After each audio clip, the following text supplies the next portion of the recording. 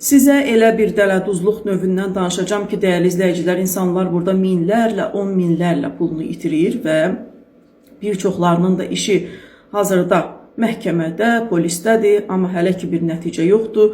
Üstəgəl düyməsini vurub kanalımıza abunə olun, diqqətlə bu mövzunu izləyin, hamı paylaşsın, xüsusən də bəylər diqqətli olsun. Söhbət avtomobil alarkən yol verilən səhvlərdən gedir. Deməli, proses belə baş verir, xüsusən də etibarnamə ilə avtomobil alanlar. Kimsə avtomobili icarəyə götürür, avtomobilin sahibinin xəbəri olmadan onu satışa qoyur müxtəlif elan saytlarında. Siz avtomobili bəyənirsiniz, pulunu ödəyib alırsınız və etibarnamə ilə çox zaman ilkin mərhələdə ada keçirir. Etibarnaməni də sizə elektron qaydada və yaxud birbaşa verir.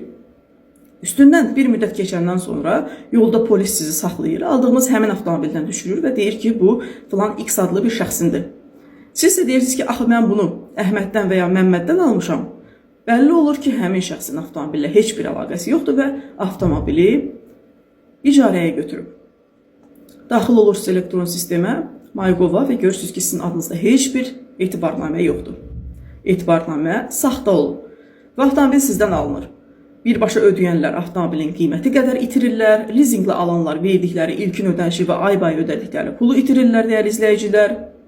Və insanlar ciddi şəkildə itkiyə məruz qalırlar, yaxınlarım da var. Bildirlər ki, biz etibarnaməyə inandıq. Bunun yoxlamağın bir yolu var. Etibarnamənin elektron portalda daxil olaraq sizin adınızda artıq sistemdə qeyd olunduğunu dəqiqləşdirmək. Bunu çoxları bilmir.